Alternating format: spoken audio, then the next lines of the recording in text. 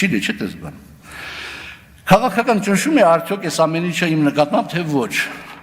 Այո, քաղաքական ճնշում է, որովհետև պարզ հաստատ գործը հարուցվել է նոյեմբերի 27-ին, այդ մի գործը, որը հաջորդել է հայտնի դեպքերին։ Ինչպես նաև այն հանգամանքը, որ իմ հաղորդման հիման վրա չի հարուցել վարույթ, հիմա այդ նույն գործը հեղել է ջրի ելես։ Մի տարբերությամբ, որ այնտեղ Գոհարն ասում է, որ ինքն է տվել, հիմա Գոհարն ասում է իր ընկերու եղբայրն է տվել։ Եվ նաև ճշմարտ միջոցը գործից մաս անջատելը, որովհետև այդ դեպքում ես ոսոթե կորցնում եմ ինձ իմ պաշտպանվելու հնարավորությունը։ Ես միգուցե իրավաբան չեմ, միգուցե սխալվում եմ, բայց այդուհանդերձ։ Հիմա ինչու այս ամեն ինչը եղավ։ Իմ ընկերների քաղաքացիների լրագրողների շրջանակներում երկու հարց է շրջանառվում։ Առաջինը, պարոն Աղազարյան, ինչու առաջ չէիք քննադատում Նիկոլ Փաշինյանին, իսկ հայտնի դեպքերից հետո սկսեցիք քննադատել։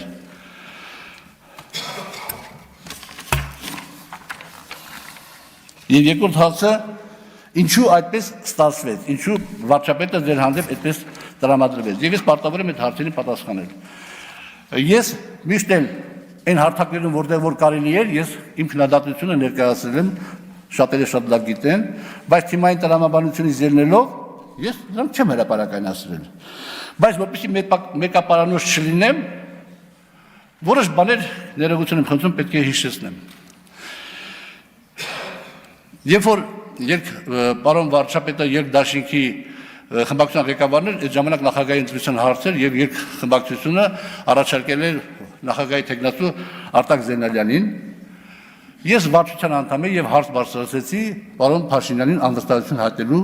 հետ կապված որպես խմբակցության ղեկավարի, որովհետեւ այդ կարևորագույն հարցը քաղաքական հնչողություն ունեցող ինքը չէր բերել վարչություն քննարկելու։ Հաջորդը Հայկ Մարությանի ընտրության ժամանակ, երբ որ վարչությունը թեկնածու առաջադրվեց Հայկ Մարությանի, միակն եմ եղել, որ դեմ եմ խոսացել։ Ճիշտ է, դեմ քվեարկել են շատերը, բայց միակն եմ եղել, որ դեմ եմ խոսացել։ Հետո մի տարի առաջ փետրվարի սկզբներին բոլորը երևի հիշում եք մի հատ հայտնի դեպք մանկահասակ երեխաների մայրիկին կալանավորելու հետ կապված։ Ես այդ հարցը բարձրացրեցի եւ մենք բոլորս միամուռ դիմեցինք խափամմիջոցը փոխելու։ Իհարկե Քարամյանը չհարգեց, բայց Տիկին դատախազը հարգեց կատարեմ մեր միջնորդությունը եւ դա տեղի ունեցավ։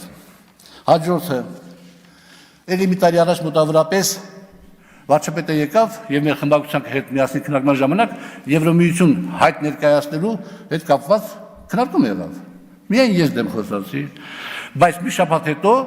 ավելի ընդլայնված մեր քննարկման ժամանակ եւ կառավարության անդամները եւ վարչություն գրեթե բոլորներ դեմ խոսացին, բայց տեսեք, այսօր արդեն մենք երկրորդ դասեցման այդ օրենք ընդունեցինք, այսինքն վարչապետը թիմին շրջանցեց եւ այդ ձևով լուծեց հարցերը։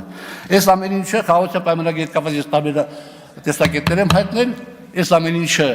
վարչապետին թվացել է, թե ես խանգարում եմ պետական կարևորագույն նշանակություն ունեցող հարցերի ընդունման իմ համեստ կերպարով որոշակի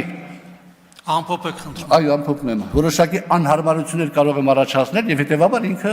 դիմեց գնաց ճանապարհով ինձ մեկուսացնելու, ինձ քաղաքականությունից հեռացնելու, եթե այդ գինը եւ խաղաղության պայմանագիրը եւ խաղաղության պայմանագրի հետ կապված հետագա ամեն ինչը կլինի մեր պետության համար օգտակար, ապա ոչինչ, դες գինը վճարեմ, շնորհակալություն։ Հարցերի համար հերթագրում։